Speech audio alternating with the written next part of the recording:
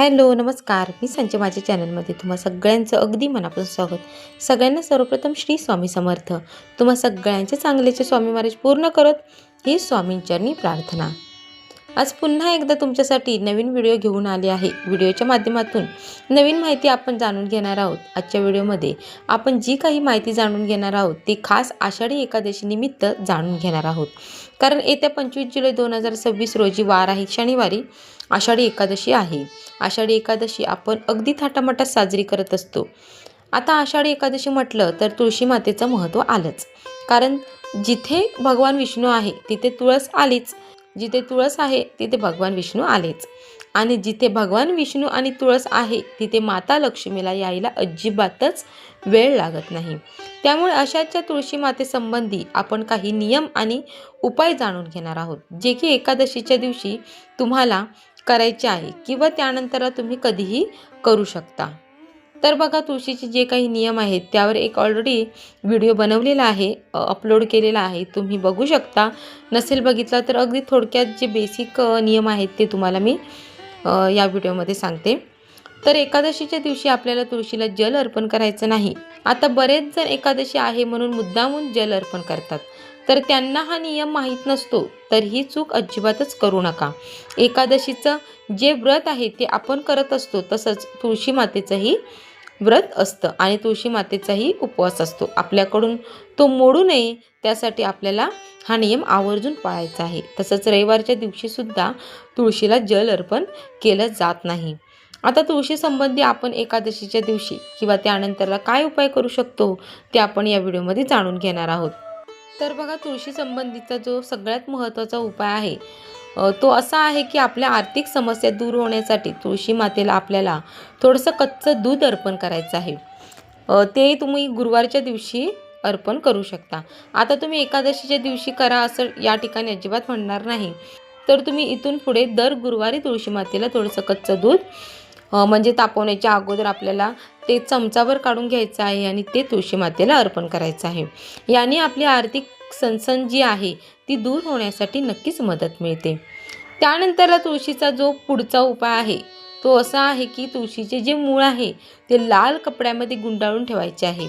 बघा, बऱ्याचदा आपली जी तुळस आहे ती सुकते आणि मग आपण ती पाण्यामध्ये प्रवाहित करतो किंवा इकडे तिकडे कुठेही टाकून देतो. आता ती तुळस सुकलेली जरी असली तरीही तिचं जे पावित्र्य आहे, तिचं जे महत्त्व आहे ते कमी होत नाही. तुळस सुकण्याचे विविध प्रकारचे कारणं असू शकतात. त्यामध्ये काही आपल्या वास्तूला अनुसरून असतात तर काही निसर्गाला अनुसरून असतात. तर त्याबद्दल माहिती घेऊन आपण तशा उपाययोजनाही करू शकतो. आता समजा तुमची तुळस सुकलेली आहे तर ती काढून टाकल्यानंतर त्याचे काय करायचं, तर त्याची जी मुळं आहे ती काढून घ्यायची, स्वच्छ धुवून घ्यायची, पुसून घ्यायची आणि एका लाल कपड्यामध्ये गुंडाळून आपल्या तिजोरीमध्ये ठेवायचं आहे. जिथे आपण पैसे ठेवतो तिथे ठेवायचं आहे. असं केल्याने आपल्या घरामध्ये माता लक्ष्मी ही कायमस्वरूपी वास करत असते. तर हा उपायसुद्धा तुम्ही नक्कीच करू शकता.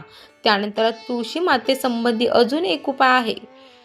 जेव्हा तुमची तुळस सुकते तेव्हा ती तुळस तुम्हाला पुन्हा एकदा कडक उन्हामध्ये सुकवायची आहे आणि त्याचे बारीक बारीक तुकडे करून आपल्याला ते मिक्सरमधून फिरवून घ्यायचे आहे. म्हणजे काय, तर त्याची बारीक पावडर करून घ्यायची आहे. आणि ही जी पावडर आहे, जी पावडर बनलेली आहे ती दररोज प्रत्येक घरातील सदस्याने कपाळी लावायची आहे.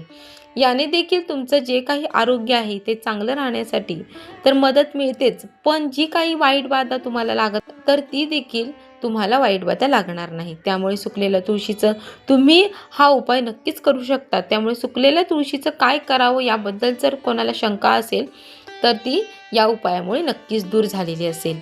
त्यानंतर बघा, तुळशीला कच्चं दूध अर्पण केलं जातंच, परंतु तुळशीला हळद देखील अर्पण केली जाते.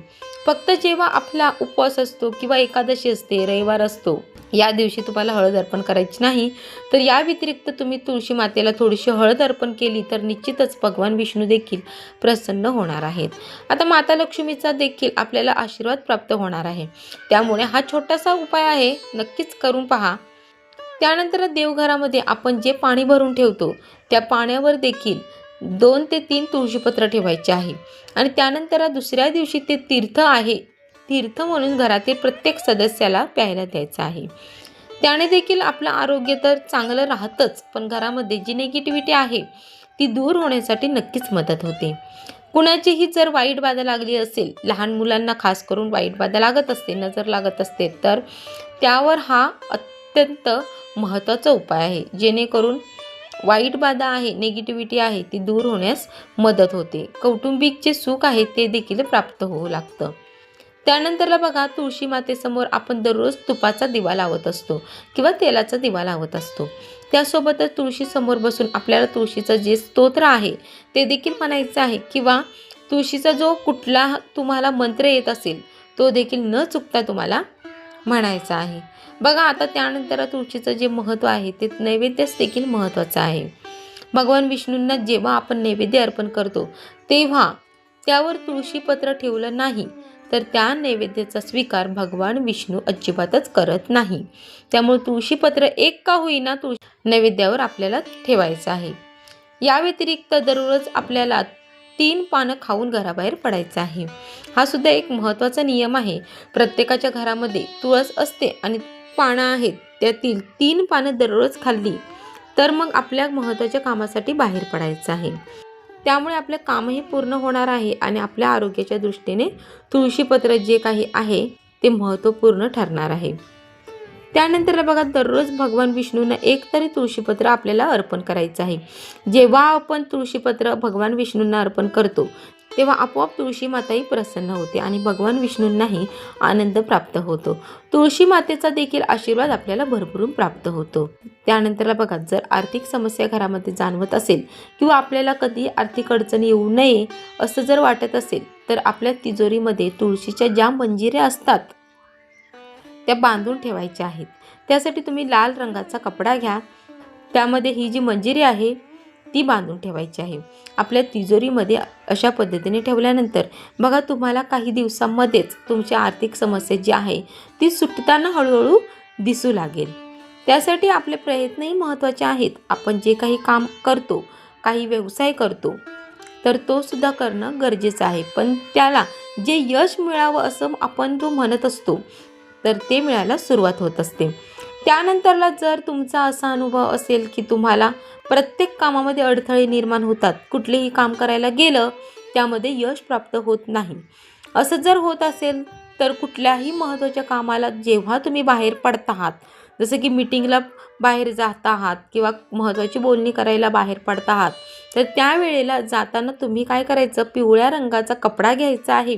एखादा रुमाल घेतला तरी चालेल, ब्लाऊज पीसचा छोटासा कपडा काढला तरीही चालेल. पिवळ्या रंगाच्या कपड्यामध्ये तुळशीची मुळं किंवा जर तुळशीची पानं असतील, मंजिरी असतील तर ठेवायचं आहे. ती छोटीशी पोटली बनवायची आहे आणि ती आपल्यासोबत ठेवायची आहे. बघा, असं केल्याने तुमच्या प्रत्येक कामामध्ये यश निर्माण होणार आहे. जे काही तुमचे अडथळे आहेत ते दूर होण्यास नक्कीच मदत होणार आहे. तर हा देखील एक छोटासा उपाय आहे, नक्की करून पहा.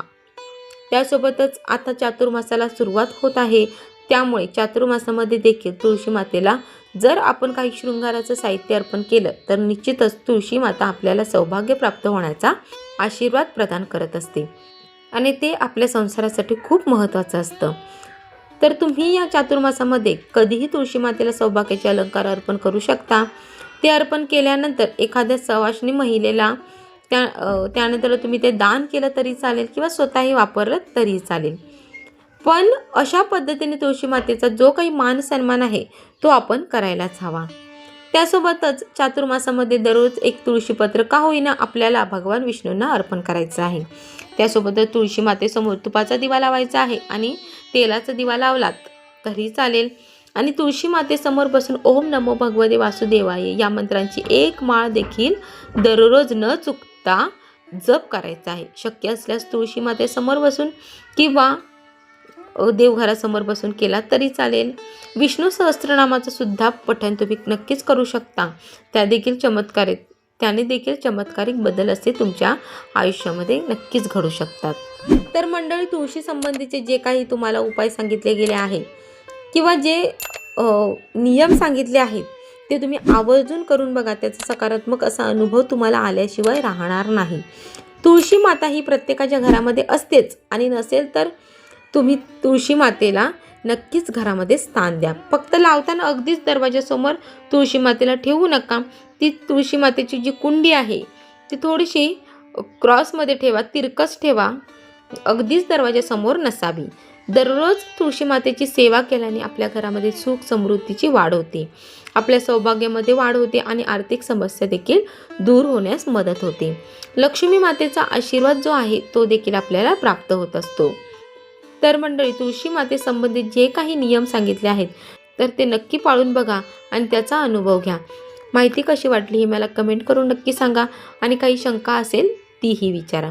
चॅनलवर पहिल्यांदा आले असाल तर चॅनलला सबस्क्राईब आवर्जून करा आणि बेल आयकॉनवर सुद्धा क्लिक करा, जेणेकरून नवीन अपडेट तुमच्यापर्यंत पोहोचत राहील. व्हिडिओ आवडला तर लाईक करा, जास्तीत जास्त शेअर करा. पुन्हा भेटू अशाच एका नवीन व्हिडिओमध्ये. तोपर्यंत धन्यवाद.